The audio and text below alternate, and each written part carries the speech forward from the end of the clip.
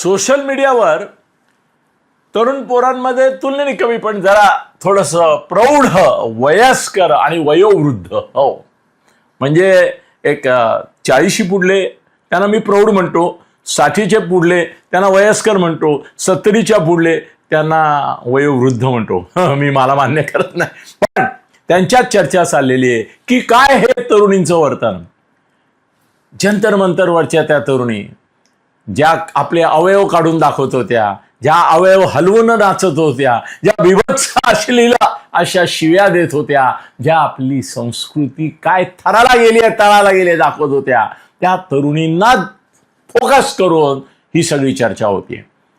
पण माझं म्हणणं असं आहे, माझं निरीक्षण परीक्षण विश्लेषण असं आहे की त्या तरुणी असल्यामुळे, भारतीय तरुणी असल्यामुळे आणि भारतीय तरुणी स्त्री यांच्या संस्कृतीबाबत आपल्या काही संकल्पना, कल्पना, मर्यादा यांच्या निश्चित अशा हे असल्यामुळे आपल्याला त्यांच्याकडे बघताना ते सगळं वावग आहे, गैर आहे, अश्लील आहे, अश्लाघ्य आहे, असभ्य आहे आणि हे यांच्याकडून अपेक्षित नाही असल्यामुळे आपण त्यांच्यावर टीका करतोय, फोकस करतोय. पण तिथे जमलेले तरुणही त्याच पद्धतीने वागत होते, शिवीगाळ करत होते, अत्यंत राड्याहार हातवारे करत होते. त्यामुळे तरुणी काहीतरी बिघडले आहेत आणि तरुण काहीतरी बरे आहेत किंवा सुधारलेत किंवा मर्यादेत अजिबात नाही.